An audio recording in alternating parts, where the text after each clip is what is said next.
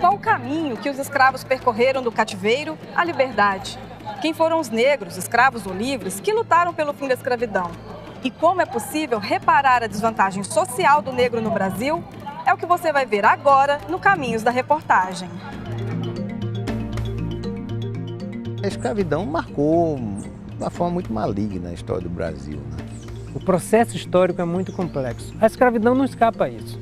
Eu vejo uma história de um crime contra a humanidade.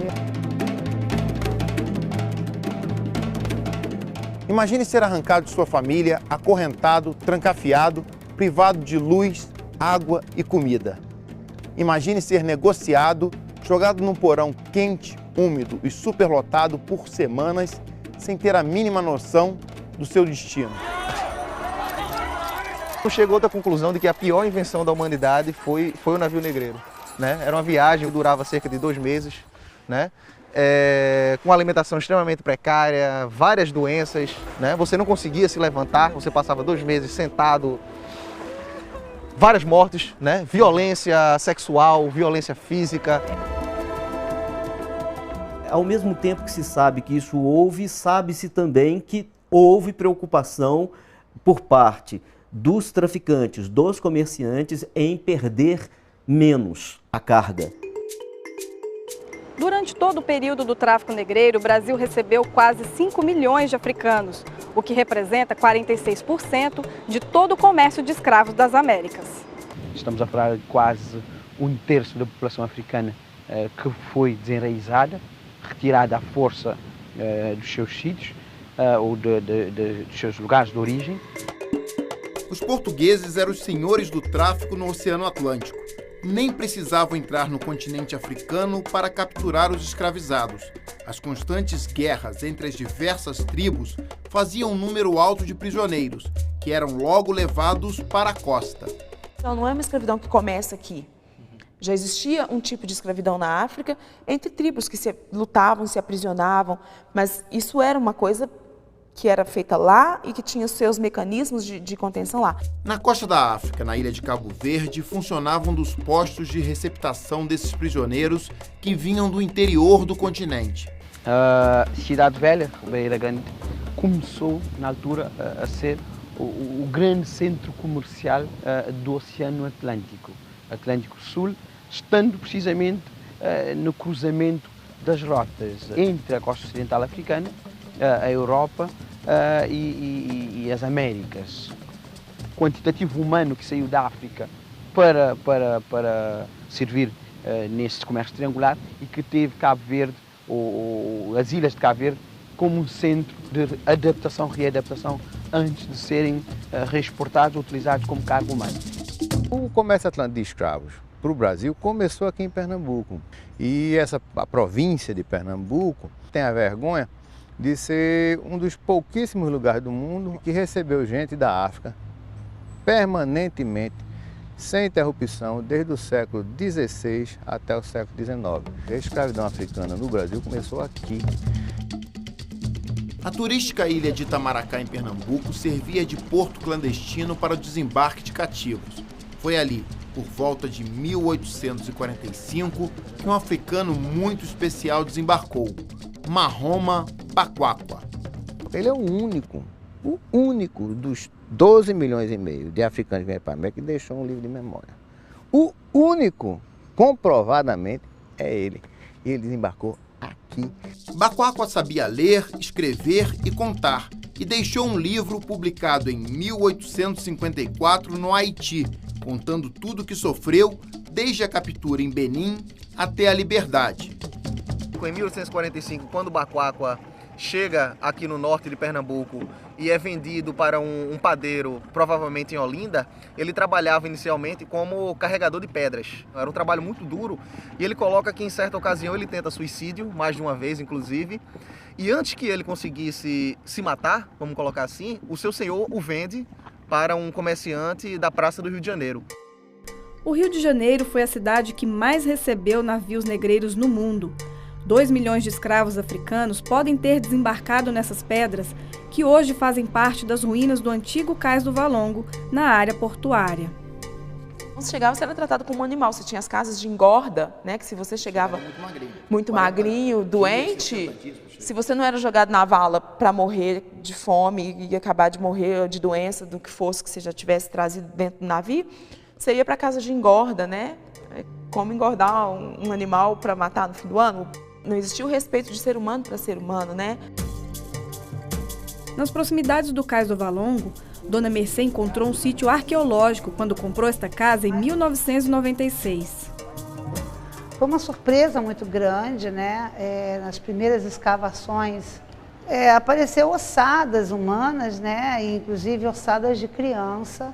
Aquilo me deixou muito apreensiva, porque a princípio eu imaginava que alguém matou a família daquela casa. Mas havia ali bem mais que a ossada de uma família. Nenhum morador sabia que existia um cemitério de escravos aqui, né? E aí veio a prefeitura, veio pesquisadores, e aí eles chegaram à conclusão que aqui era o cemitério dos Pretos Novos, os recém-chegados de África. O cemitério dos Pretos Novos recebeu esse nome porque nessa área foram enterrados milhares de escravos que não resistiram à longa jornada da África até o Brasil. Eles saíram forçados de sua terra para trabalhar, mas nem chegaram a ser vendidos, porque encerraram sua viagem jogados numa vala comum. As valas ficaram abertas entre 1769 e 1830, e é provável que embaixo da casa de Dona Mercê tenham sido jogados bem mais que 50 mil corpos. Isso aqui é o Holocausto Carioca, é o Holocausto Negro Carioca.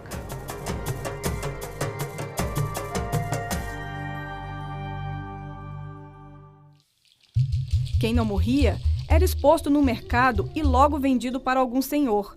No século XVIII, com a descoberta do ouro nas regiões das Minas Gerais, houve uma verdadeira corrida por mão de obra escrava especializada. E onde que eles vão buscar essa mão de obra especializada? Eles vão para a África, para a região da costa da mina. São escravos que já têm uma tradição de saber minerar, é que geralmente são utilizados nas áreas de mineração. Esse escravo, evidentemente, especializado, custa muito mais. Ouro Preto, a capital das Minas Gerais, na época, chamava-se Vila Rica e chegou a ter, no auge da mineração, uma população de 50 mil pessoas, a maioria negra. Foi com a mão de obra escrava que Vila Rica prosperou. Eles escavaram minas, extraíram riquezas naturais e enriqueceram ainda mais a coroa portuguesa. Só a mina de Chico Rei produziu 25 mil quilos de ouro. Chico Rei é do Congo belga, né, do norte da África. E ele foi capturado, ele foi comprado na mão dos holandeses, pelos portugueses, exatamente porque eles já tinham know-how de exploração de ouro e diamante. Ele jurou para os súditos dele, se vocês permanecerem tendo a mesma obediência que tinham com meu pai, lá no Congo, chegando nesse país desconhecido, eu vou lutar pela nossa liberdade. Toninho é hoje o dono da antiga mina de Chico Rei. Não encontra pepitas, mas explora o turismo graças a essa história que mistura lenda com realidade. A do escravo que enriqueceu, libertou sua tribo e foi coroado em plena Vila Rica. O próprio dono da mina falou com ele, você não merece ser escravo, eu vou te alforriar. Aí alforriou o Francisco e daí para frente o Francisco foi pagando o Major Augusto e foi alforriando a tribo dele por hierarquia até formar uma comunidade negra totalmente independente no Brasil. E aí entra a parte fictícia, né? Que é a lenda, sem comprovação documental, que ele descobre uma quantidade muito grande de ouro dentro dessa mina, mas ele não conta. Ele vai tirando um pouquinho, vai pagando. Quando ele consegue pagar o seu alforria, ele propõe a compra da mina para o seu senhor. A partir do momento que ele compra a mina, ele vai também comprando a liberdade de seus escravos com o ouro que ele extrai de lá. Era interessante para o governo ter um representante negro aqui em Ouro Preto ou em Minas Gerais, porque a maioria era negra. Se eles se revoltassem, iria ser uma tragédia para os brancos. Então, o Chico Rei libertava os escravos com essa garantia. Não sem baderna, sem revolta, e também proteger os negros. Documentalmente falando, nada se conhece que comprove a existência desse Chico Rei ou de qualquer outro escravo nesse perfil que tenha tido essa história. Polêmico Chico Rei. Com toda a riqueza extraída da mina, ele teria construído a igreja de Santa Efigênia e dançado o congado em frente a ela no dia 6 de janeiro, justamente o dia de Reis. Mas se ele não existiu, quem teria erguido o templo? Certamente uma irmandade inteira de homens negros alforriados ou que já nasceram livres. Na região de Minas Gerais, o peso do catolicismo foi muito grande. Então, o que você teve aqui? Você não teve a explosão de terreiros que você teve na Bahia, mas você teve a constituição de irmandades negras.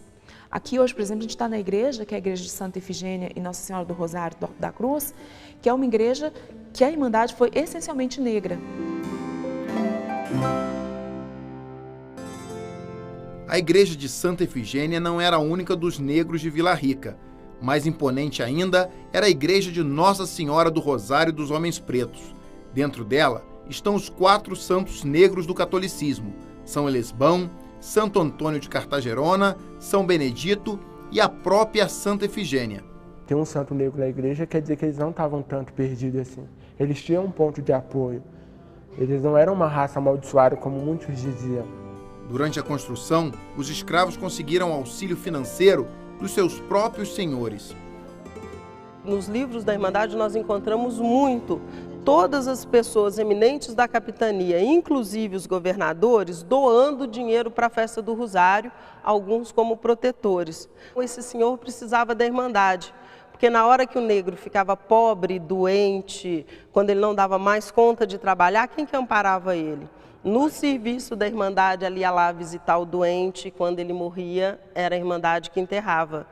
Se na antiga Vila Rica o ouro correu farto para a construção e ornamentação da igreja de Nossa Senhora do Rosário, o mesmo não se pode dizer de outra cidade mineira, Sabará. Durante 120 anos, escravos e alforriados da Irmandade de Nossa Senhora do Rosário dos Pretos da Barra de Sabará trabalharam na construção desta que seria a maior igreja da cidade. Como se pode ver, a obra nunca foi concluída, seja pelo fim do ciclo do ouro, seja pela falta de dinheiro, seja até mesmo pela falta de mão de obra. O fato é que a construção foi definitivamente interrompida em 1888, com a chegada por aqui da notícia da abolição da escravatura. Construir uma igreja era fundamental para cada irmandade. Além da proteção, ela era o único espaço de convivência que os negros escravos ou libertos tinham naqueles tempos. O negro não era considerado gente, não era considerado que tinha alma, uma vez que era escravo. Diante disto, ele não podia frequentar o mesmo lugar que o seu patrão. Com o passar do tempo e a quantidade de negros aumentando no Brasil, então os brancos perceberam que era preciso colocar algo para eles. O negro ia à missa, mas mantinha a fé nos rituais que trazia da África. Ele não abandonava de toda essa crença dele.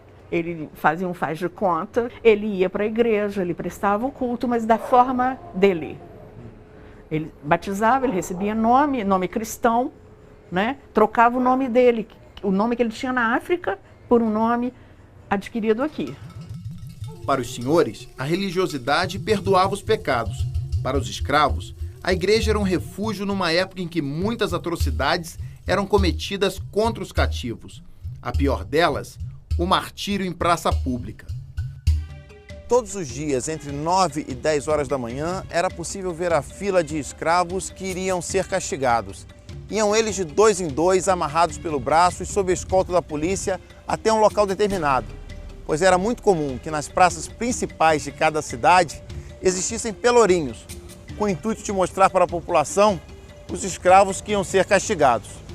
O pelourinho era uma punição, as pessoas levavam chibatadas, a gente conhece as punições da Inquisição, então é uma sociedade que está funcionando numa outra lógica ética. Que o castigo exemplar era bem visto, o castigo excessivo que não. Poderia trocar de dono desde que você sofresse castigos abusivos. Ia à justiça e relatava o fato que era averiguado, mas você teria que ter um interlocutor. O ciclo do ouro acabou, as minas já não produziam mais, Vila Rica começou a esvaziar, mas a escravidão estava longe do fim. Houve o ciclo do pau-brasil, o ciclo da cana-de-açúcar, o ciclo do ouro, o ciclo do café. Todos esses ciclos estavam dentro do ciclo da escravidão, né? Os comerciantes, as pessoas mais ricas do país, eram traficantes de escravos. A partir de 1828, o Brasil descobre outra fonte de riqueza, passa a ser o maior produtor e exportador mundial de café. As terras altas e o clima do Vale do Paraíba favoreceram a produção de café no século XIX. E foi nas grandes propriedades com mão de obra escrava que as lavouras se desenvolveram. Nesse momento, exatamente, é que está havendo a ascensão do café, né? Está se formando uma nova classe dominante de lavradores envolvidos no café, gente muito poderosa, né? Os barões do Vale do Paraíba, entendeu? Barões como o comendador Manuel Antônio Esteves, que tinha em torno de 700 escravos, todos eles registrados em um livro guardado na fazenda Santo Antônio do Paiol, em Valença, no Rio de Janeiro. Para o trabalho, a profissão, escravo trabalhava, aquele que trabalhava na lavoura, dos 42 anos, geralmente ele não passava, que era muito judiado, muito sugado mesmo, o máximo que ele poderia dar, né, no trabalho. Não era um produto barato, exatamente por isso, não era um produto tão descartável quanto às vezes a gente lê e escuta, não é, alguns dizendo. Nem sempre. Um escravo homem, jovem, forte, custava, em Minas Gerais, na primeira metade do século XVIII, algo em torno de entre 250 e 350 mil réis. Com esses mesmos 250, 350 mil réis, se poderia comprar talvez 10 cabeças de vaca, ou o valor de um sobrado, de 2 andares. Esta é uma das fazendas mais preservadas do Vale do Paraíba. Ela começou a ser construída no século XVIII e ainda mantém boa parte da estrutura daquela época. Mas não é uma fazenda qualquer. Aqui funcionou um grande centro clandestino de reprodução de escravos. Além de serem tratados como reprodutores, ali os negros viveram um dos maiores calvários da escravidão. Era embaixo da Casa Grande que ficava a masmorra, para onde eram levados os escravos considerados desobedientes. Preservados até hoje, os troncos de tortura ainda guardam as marcas de sangue do período mais cruel da história do Brasil. Tá vendo aquelas manchas escuras na madeira? A gente já raspou, já mandou ver, é sangue realmente. Isso aqui nunca ficava vazio, porque sempre tinha preso. Então era uma turma já presa, a outra que tinha saído daqui muito machucada, estava do lado de cá, curando com sal grosso as costas. O outro que já estava chegando aqui, para quando vagasse ele poder entrar.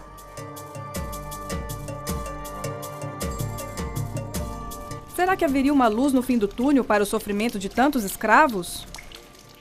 Quando as ideias liberais e iluministas ganharam corpo em todo o mundo ocidental, o Brasil, junto com alguns outros países, foi paulatinamente se transformando numa espécie de aberração em relação à comunidade internacional. É só a partir do século XIX que as mentalidades começam a mudar. A escravidão passa a ser ilegal. Os ideais abolicionistas se espalham, mas a derrubada definitiva de todo o sistema é um processo bastante lento. É o que você vai ver no próximo bloco.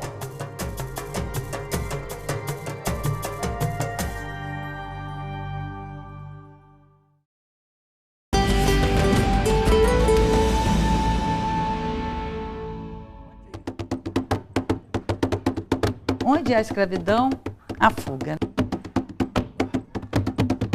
Em busca de liberdade, os escravos cantavam e fugiam. O sinal vinha do próprio batuque. Era um aviso para os escravos. Eles podiam correr, que o capataz estava distraído. O candongueiro no quilombo é usado como dedo duro. E o candongueiro, ele bate num ritmo diferente do tambu. E o candongueiro era que marcava a hora e a posição e quando a pessoa podia assim, sair na fuga.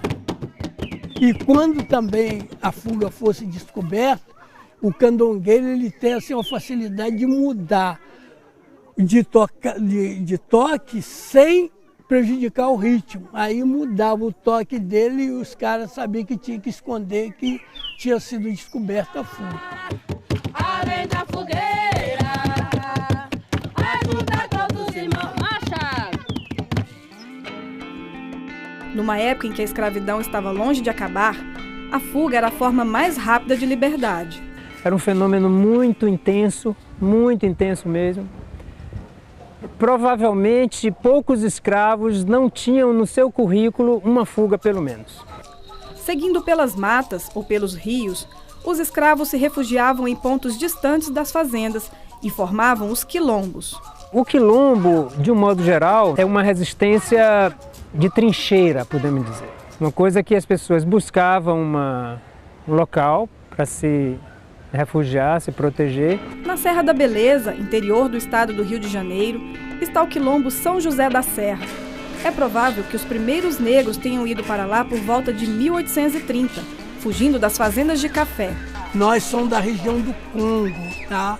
São os negros bantos, né, que veio da Bahia para o Rio de Janeiro. Aí, meu velho aí, ó. Deus abençoe. Direitinho? Isso.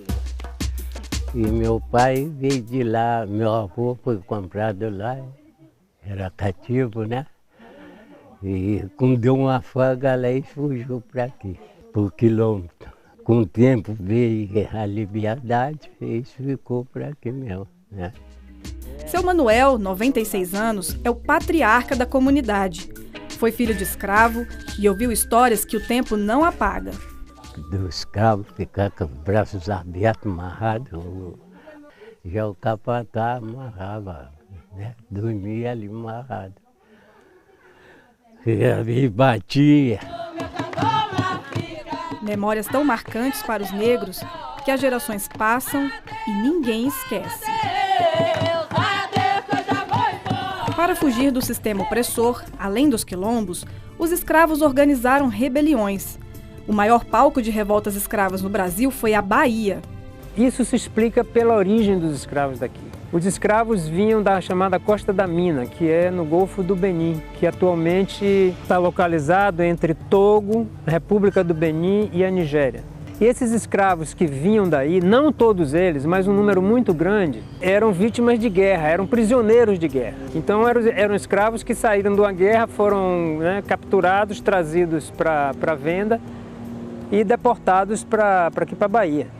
E foi no fim da Ladeira da Praça, no centro histórico de Salvador, que teve início a maior rebelião urbana de escravos do século XIX, a Revolta dos Malês, liderada por africanos de origem muçulmana.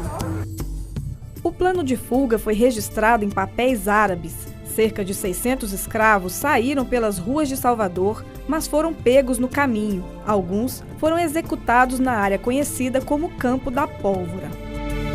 Os rebeldes, quando estavam fugindo da cidade, encontraram pela frente a cavalaria. Aí foi aí que houve realmente uma batalha campal, mas na qual os rebeldes estavam absolutamente despreparados, porque eles lutavam com armas brancas, arco e flecha, entendeu? E os soldados, além da cavalaria, tinham armas de fogo, que se calcula em torno de 60, 70, entre os que morreram lá mesmo ou que foram, e depois morreram de ferimentos adquiridos durante esse momento. E aí acaba o movimento. A revolta acabou, mas o desejo de liberdade era eterno. Tanto que os escravos que viviam nas cidades podiam negociar diretamente com os seus senhores uma alforria. Alforria significa liberdade. E essa liberdade podia ser concedida gratuitamente pelo senhor de escravos e mediante a compra. Então, o patrono estabelecia um preço pela liberdade e esse escravo tinha que amealhar esse dinheiro para que ele pudesse comprar essa liberdade. Nós conseguimos identificar uma forma que foi muito comum durante todo o século XVIII em Minas Gerais. É uma espécie de crediário da alforria. O escravo pagava em parcelas durante 4, 5, 6 anos. Ele pagava parcelas da sua liberdade, parcelas da sua alforria. E principalmente as mulheres recorreram muito a essa forma de libertar-se e libertar os seus descendentes, seus filhos. Mesmo nos anos finais da escravidão, não era fácil conseguir a alforria. Na província de Minas Gerais, a que possuía o maior número de cativos, apenas um entre 18 tinha dinheiro suficiente para comprar sua liberdade. Para a maioria dos escravos, a perspectiva de morrer na senzala era muito maior do que terminar a vida em liberdade. a negociação direta que se faz entre proprietário e escravo é muito mais frequente nas áreas urbanas do que nas áreas rurais. Havia um direito difuso, informal, né, costumeiro, de que o escravo, quando tivesse o dinheiro para alforria, o senhor alforriava. E isso realmente existia. E isso funcionou muito bem. Só que isso funcionava sob a tutela do senhor. E o senhor podia sempre ameaçar, ó, não se comportou, não vai ser alforriado. A alforria era um acordo entre senhores e cativos. Afinal, naquele século XIX, era difícil esperar do governo imperial alguma atitude rápida e definitiva contra o tráfico. Após a independência, o Brasil começou a sofrer forte pressão internacional, principalmente da Inglaterra, para abolir de vez o tráfico negreiro. Por isso, o Parlamento brasileiro aprovou em 1831 uma lei que impedia a compra de novos escravos na África. A lei, como se sabe, não saiu do papel e ficou conhecida como Lei Só para Inglês Ver.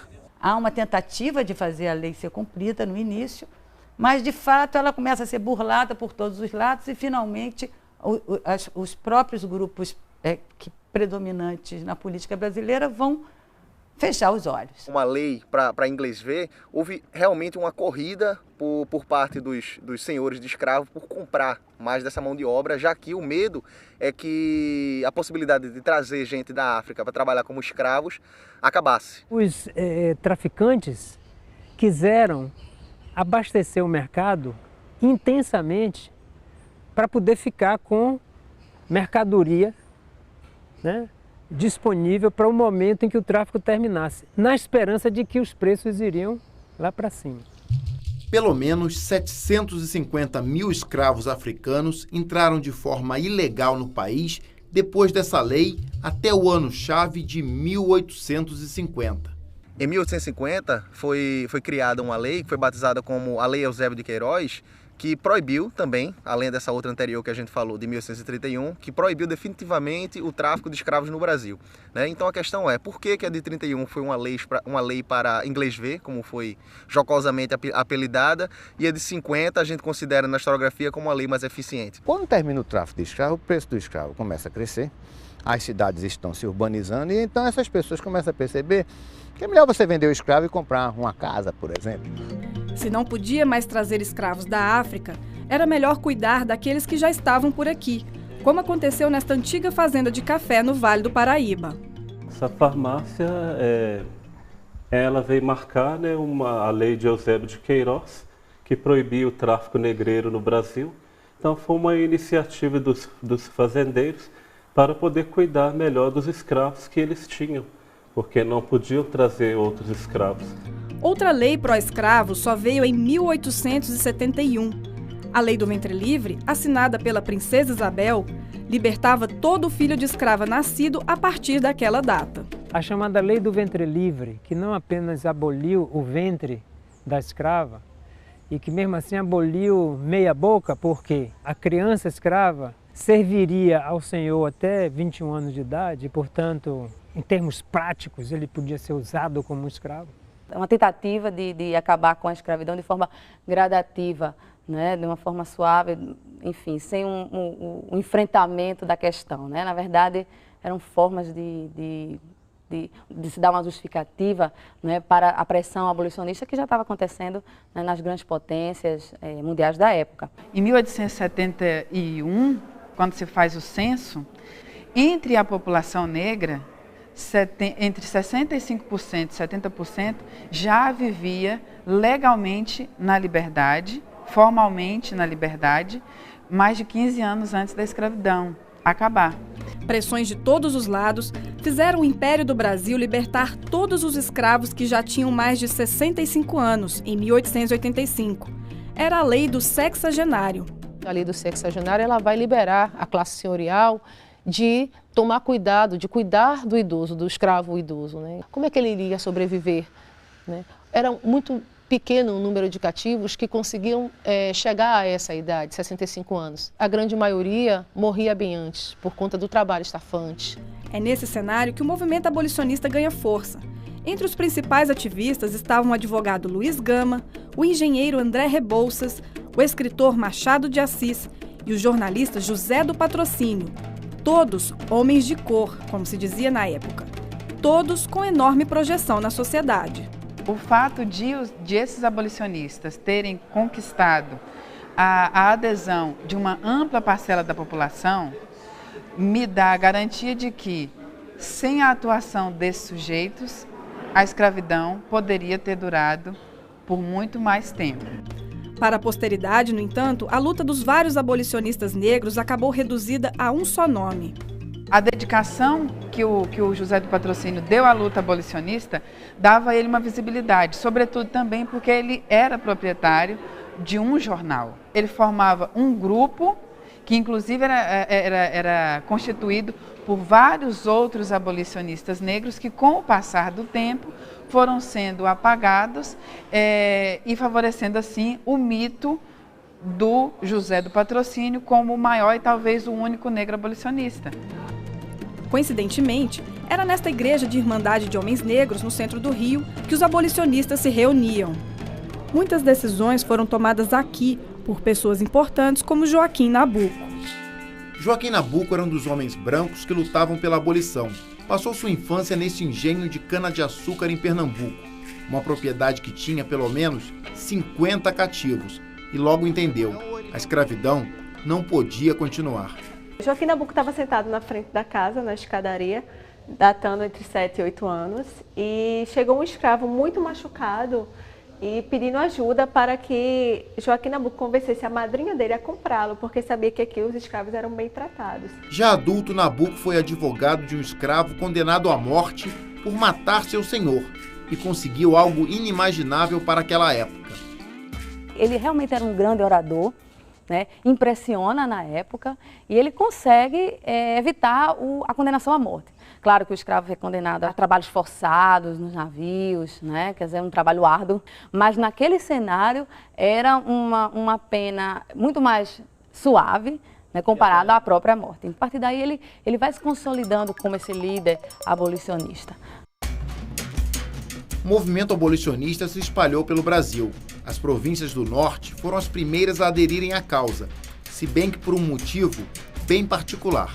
Houve um verdadeiro tráfico interno de várias províncias do norte e do nordeste do Brasil, vendendo seus escravos para São Paulo. Houve um decréscimo dos escravos do Piauí, de Pernambuco, da Paraíba, inclusive da Bahia também, né, que eram vendidos a altos preços para São Paulo e a região cafeeira do Rio de Janeiro. Que era dono de escravos em 1848, em 1870 ele já não é mais dono de escravos, já vendeu, né? Então todo mundo vira abolicionista. A propriedade escrava deixa de ser pulverizada e passa a ser mais concentrada, inclusive regionalmente, né? Então fica mais fácil aquelas bancadas do Nordeste escravagista, racista, né?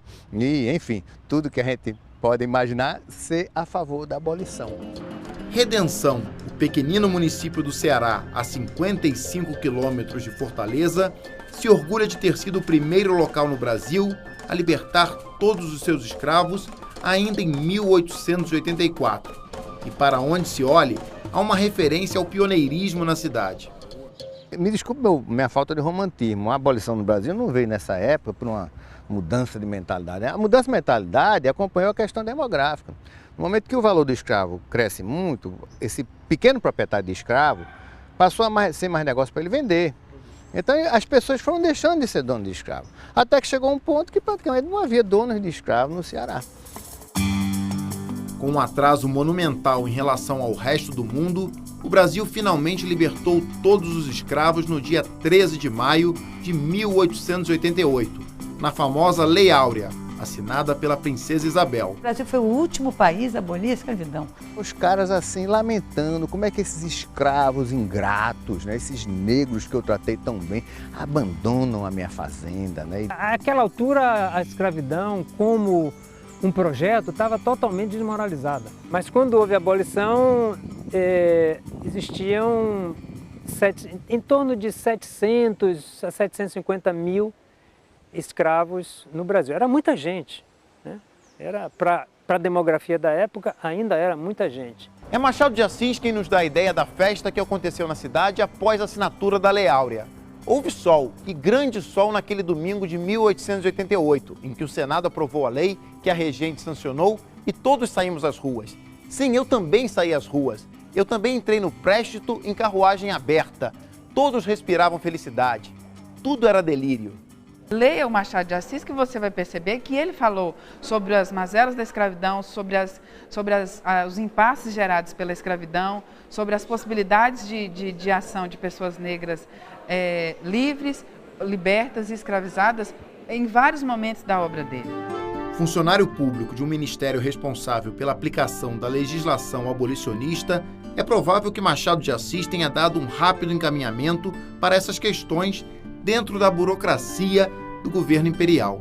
Quando você chega ali em 1888, que os jornais passam a homenagear a quem contribuiu para o fim da escravidão, o Machado de Assis é um dos primeiros nomes para quem se agradece na atuação realizada a partir do Ministério da Agricultura. Mas as homenagens e as festas causadas pela Lei Áurea acabaram muito rápido.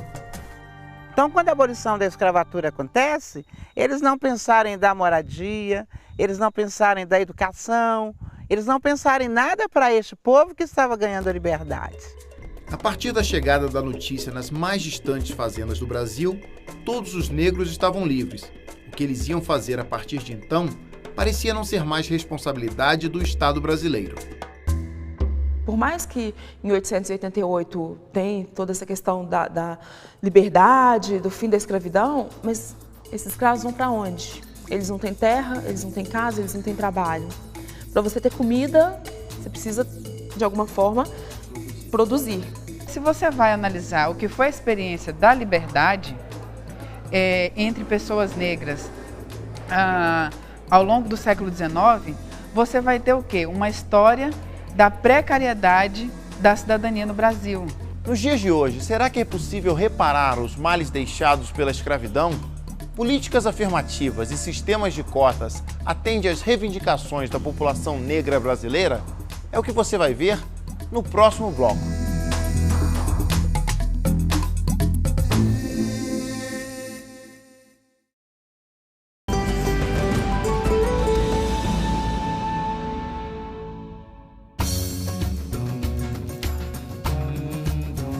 Nos primeiros anos após a abolição, não havia uma fronteira clara entre escravidão e liberdade. Porque como você falar de direitos, se mantinha a escravidão. Depois da escravidão, nós passamos muita fome ainda na fazenda. A abolição veio, mas não libertou o negro. Sem ter para onde ir, era comum que o negro liberto voltasse a trabalhar para o seu senhor. Quando fala libertação, foi o pior momento do negro aqui na nossa região, porque o que aconteceu? Eles pegaram o negro e colocaram na estrada, onde eles não tinham comida, onde eles não tinham a bebida, né? Então eles ficavam o dia todo na porta de novo, na porteira da fazenda, tentando voltar. O que faz o negro na fazenda do senhor? Senhorzinho mandou embora, porque que o negro voltou? Senhorzinho mandou embora, porque que o negro voltou? Dentro da fazenda era o castigo, que era o couro, era a senzala, era açoitado. E a estrada era a fome e a sede, que aterrorizava a vida dos escravos. Com algumas poucas exceções, André Rebouças entre eles, José do Patrocínio também, que falavam em alguma forma de indenização para os últimos escravizados em terras. A grande discussão na hora da abolição foi a indenização dos senhores, porque os senhores foram indenizados na Inglaterra, foram indenizados na Rússia. No Brasil, a chamada Lei de Terras, em vigor no momento da abolição, dificultava o acesso dos ex-escravos à terra onde moravam e trabalhavam. Uma mudança na legislação era o que defendiam alguns abolicionistas, como Joaquim Nabuco. Para Nabuco não bastava somente a abolição. Liberdade por simplesmente liberdade. Simplesmente a liberdade, né? Era preciso, como ele dizia, oferecer dignidade para as pessoas e essa dignidade passava pela terra. Quer dizer, o país só poderia crescer se a lei agrária fosse efetivada. Ainda hoje, as comunidades quilombolas lutam pelo direito de permanecer na terra onde construíram a sua história. Hoje, graças a Deus, e hoje nós estamos no processo aqui de titulação da terra, né?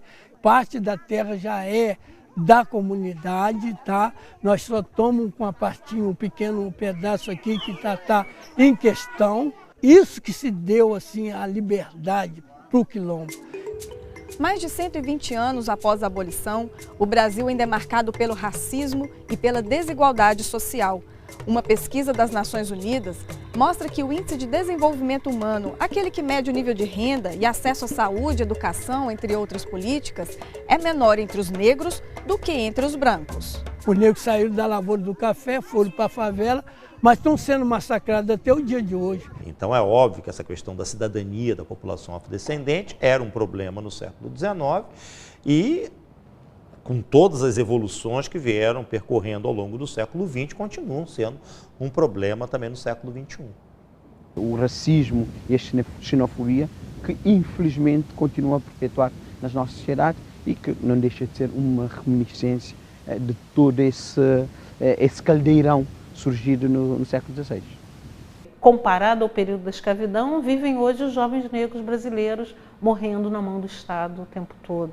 Comparado ao período da escravidão, vive hoje domésticas sem 100% dos seus direitos garantidos. Não temos condições sociais, econômicas, políticas.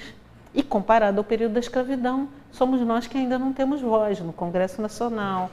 A desvantagem social do negro na sociedade brasileira levantou o polêmico debate sobre a possibilidade de reparação aos descendentes de escravos. O Estado brasileiro não está dando nada para os afros brasileiros. O Estado brasileiro está devolvendo tardiamente e muito pouco da dívida que ele tem com o povo negro. Então, não é esmola. Entende? É muito pouco, é uma dívida de séculos. O Estado brasileiro tem uma dívida com a população negra. Um Estado fundado na escravidão e constituído a partir da exploração do trabalho não pago de gerações de pessoas e que não criou medidas para que reparassem esse histórico de desvantagens, ele precisa ser questionado. Um debate complexo, se for relacionar numa relação direta de causa e efeito, reparação com algum benefício pecuniário nos dias atuais, eu particularmente acho que essa conta é impossível de ser feita. Tecnicamente, contabilmente, politicamente, acho que não há muito como. É impossível certos países ou certas nações pagarem a dívida que têm para o continente africano. Porque isso, numa perspectiva demográfica, estamos a falar de um continente que em menos de 2 séculos foi completamente dizimado. Então, o que a gente está querendo dizer com a reparação é reparar a memória, a história, a presença, os símbolos, as personalidades dessa vivência negra que vem até hoje. Para discutir as possíveis formas de reparação, a Ordem dos Advogados do Brasil, a OAB, criou recentemente a Comissão da Verdade sobre a Escravidão Negra. Vamos discutir a reparação e vamos discutir a verdade da escravidão da mesma forma como foi feita na Comissão da Verdade sobre a Ditadura. Qual é o crime, né? Quem cometeu o crime e quem o sofreu. Né? Você trabalhou para construir esse Brasil sem receber um tostão em troca. É a sociedade como um todo, né, que tem que reparar, no sentido de que o Estado tem que coordenar uma reparação. E isso está acontecendo de uma certa maneira, através das cotas para a educação, das cotas para o funcionalismo público, programas de saúde especificamente dirigidos para a população afro-brasileira. Qual seria o preço a pagar pelos escravos africanos que morreram na travessia do Atlântico enquanto carga? Nunca teríamos o preço justo desta compensação. Na verdade, o retorno devia ser pagar em dinheiro esses anos trabalhados por esse grupo. Mas nós sabemos que isso não vai acontecer. Para isso acontecer, era necessário reconhecer que a escravidão foi um crime. Reconhecer simbolicamente é muito simples, fácil. Uma das formas de reparação aos danos causados pelo longo período de escravidão é a Lei de Cotas, criada em 2003, que incentiva o ingresso de estudantes negros nas universidades públicas do país.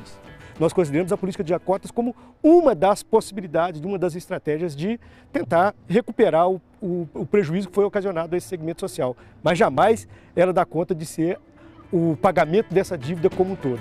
Adilson realizou uma pesquisa sobre o desempenho de alunos cotistas nos cursos de Medicina, Direito, Engenharia Civil e Serviço Social na Universidade Federal de Ouro Preto, em Minas Gerais.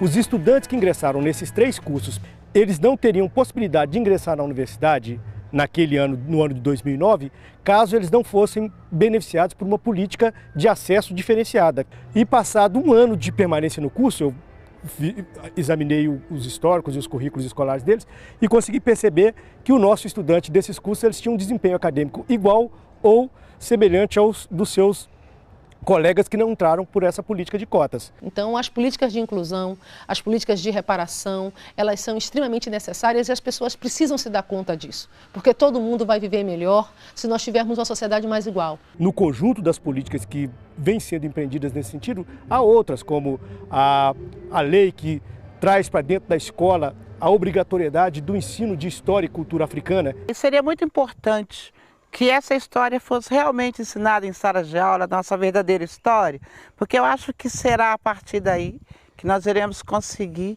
sanar um pouco desse racismo que aí está. E foi em sala de aula que Vitor começou a mudar sua história. Ele é o primeiro membro da família que chegou ao ensino superior. O pai do meu avô não estudou, o meu avô não estudou, a minha mãe não estudou. Qual é a geração que está conseguindo estudar? É minha geração. Ah, então quer dizer que são 4 gerações. Agora você procura um jovem branco, com a família toda branca, e pede para ele dar uma olhada para 4 gerações atrás e ver como está. Precisa produzir políticas públicas para que esse cara aqui, que já está sofrendo esse processo há 4 gerações, possa ter acesso àquilo que já tem gente tendo há muito tempo. Vitor faz ciências sociais em uma universidade privada e se mantém no curso com bolsa de estudo. A educação ela mudou minha vida no sentido de que, primeiro, ela me mostrou que eu tenho direitos. Me tira de um patamar de alguém que está alienado em relação ao contexto sobre tudo aquilo que eu passei e me mostra quem eu sou, me conta a minha história e me projeta para o futuro para que eu possa me defender, me salvaguardar dos meus direitos, visto como igual e tratado com igualdade.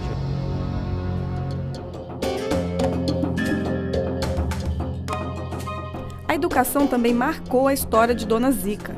Ela foi empregada doméstica dos 8 aos 65 anos de idade. Seu primeiro trabalho foi para os descendentes da família, para quem sua avó trabalhou nos tempos da escravidão. No primeiro momento, aos 9 anos, eu cuidava de 2 crianças, tá? Eu cuidava, só não cozinhava, mas fazia todo o serviço da casa. Tá? Eu estudava, ela fez questão, eu fui a primeira pessoa da família a entrar no grupo escolar. Quando o tempo passa, a partir de tomar uma consciência que a gente veja, que eu percebo, eu fazia um trabalho escravo. Ainda criança, quando os patrões atrasaram o pagamento, Dona Zica fez a sua primeira reivindicação por direitos trabalhistas. Peguei a bagagem que eu tinha e fui para casa. Disse, mãe, não vou trabalhar mais. 2 dias depois ele foi atrás de mim. Aí disse para minha mãe assim como se eu fosse propriedade deles, né? Eu vim buscar a Zica. Conversaram. A minha mãe disse, me chamou. Seu Gias veio te buscar. Eu disse, mas eu não vou.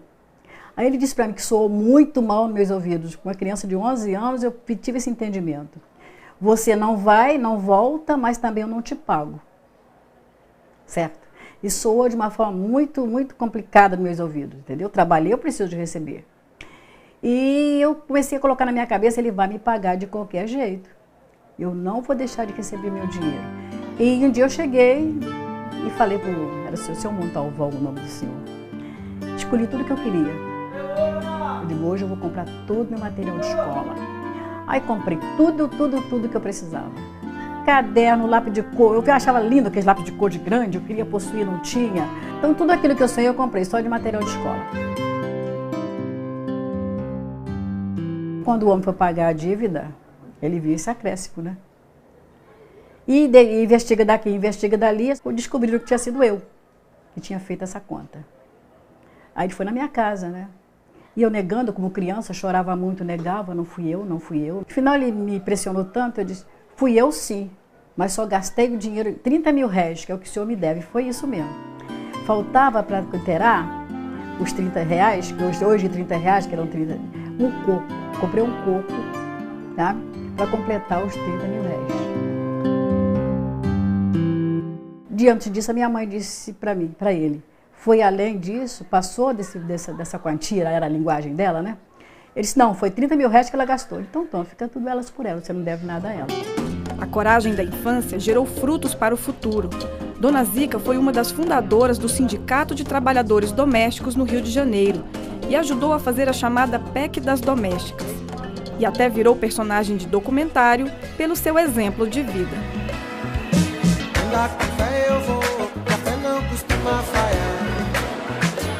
Andar café eu vou. Hoje, aos 80 anos de idade, Dona Zica é pedagoga, está fazendo a segunda faculdade e trabalha em um centro de cidadania. Eu digo para eu ter o meu objetivo. Uma vez formada, tá?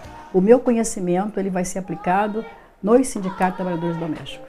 O serviço doméstico no Brasil está diretamente ligado a essa tradição escravista. Não é um problema de ser empregada doméstica, isso é uma profissão nobilíssima.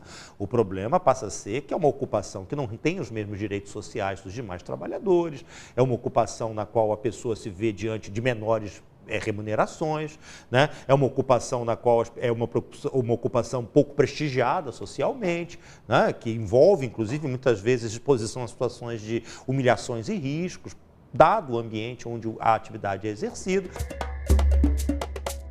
Homens e mulheres foram igualmente escravizados, mas os danos para a população negra feminina ainda ressoam no presente. A gente já vive, a princípio, uma dupla discriminação, que é o fato de sermos mulheres numa sociedade machista e mulheres negras numa sociedade racista. Desde que a gente acorda e liga a televisão, já não se vê representada. Desde que a gente sai na rua e escuta piadinhas por conta do nosso cabelo. Desde que a gente vê as nossas crianças querendo ser brancas, porque esse é o referencial de beleza, de civilidade. Já até ouvi crianças dizendo isso, que pessoas brancas são mais inteligentes, enfim.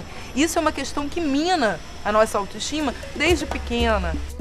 E são as próprias mulheres negras que estão resistindo para mudar o estigma da escravidão, como as bailarinas do grupo Balé das Iabás. Por meio da arte, elas querem construir uma nova imagem da mulher negra e garantir os seus direitos.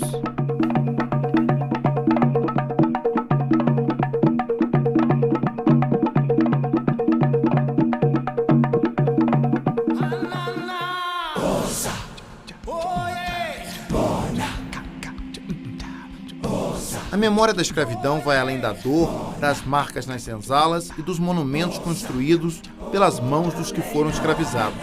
Está cada vez mais presente na cultura, nos costumes, na beleza e na resistência de seus descendentes. A escravidão aqui, ela é tão fortalecida e entrou tanto no inconsciente coletivo que existe um certo apagamento dela na memória. Os negros fundaram a liberdade no Brasil. Não fundaram a escravidão. Quem fundou a escravidão foram os escravizadores. Que nós não estamos querendo nada de ninguém, só está querendo o que é de fato deles. Porque o negro ele trabalhou muito para a construção desse país, né?